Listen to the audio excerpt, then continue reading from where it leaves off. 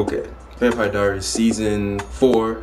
Oh my god, the 4th season. Episode 1 aired last night. This is the review. The episode starts off with Elena and Damon and Stephanie in the bed. She wakes up and they break the news to her that she's in transition. She's getting the headaches and the migraines and the lights flickering. It's like, oh my god. She can feel the fangs coming in. We see the first scene with Jeremy and Elena, and she's still kind of tweaking out. And that's my version of tweaking out, like that. He comes up to her and he's just not sensitive at all about the situation, I feel like, because he comes up to her and he's like, I really can't afford to have another vampire right now, Elena. Not the best time to cast your stones, Jeremy. Let's at least wait till this whole thing pans out before you start hashing out your hash.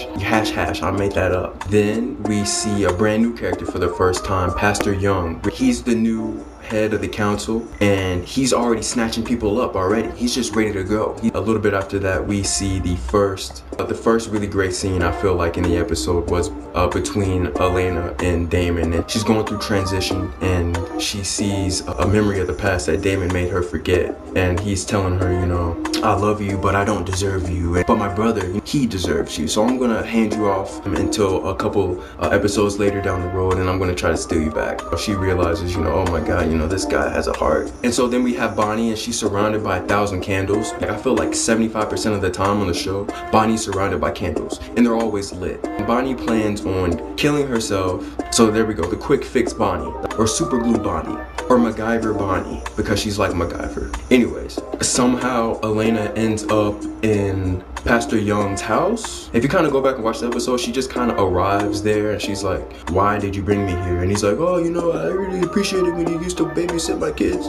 Why would you go to this isolated house that you have no idea about with this guy you haven't seen in 4 seasons? And so she's tweaking out. She walks outside, she gets knocked out. And a lot of things happen, but at the end of the day, she drinks it. She eats blood for the first time, and so she completes the transition. And in my opinion, this is great because now we're gonna finally get to see a new side of Elena that we haven't seen before. And that's one of my favorite things about the show. Each character, they develop over time. You look at Tyler, he used to be the jerk, and now he's like this werewolf, nice guy. You look at Caroline, she used to be,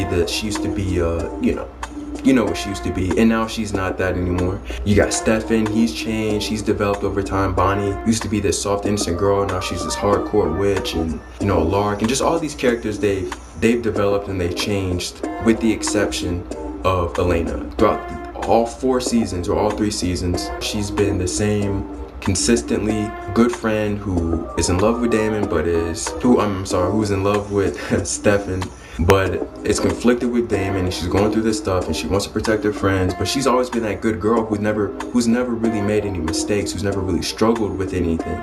And so now we kind of get to see another side where she makes mistakes and she's not always perfect, and she lashes out at people when she doesn't really want to. And so I'm really excited for this season, and so I like that. So that's pretty much, I know I kind of left out a lot of stuff from the episode, but this video's kind of run a little long. I thought that the season premiere, though it wasn't the best season premiere of the show, it had enough moments where you're like, I'm excited to see where they take this whole thing, because Elena becoming a vampire just changes everything. Next week, I'll have a review for the 2nd episode next week, and if you guys want me to do any reviews on any other TV shows, I'll be trying to do that. Follow me on Twitter, except I don't have a Twitter. Follow me on Facebook, except that's private, but you can follow me on Tumblr. That's a good idea. Okay, see you, thanks for watching.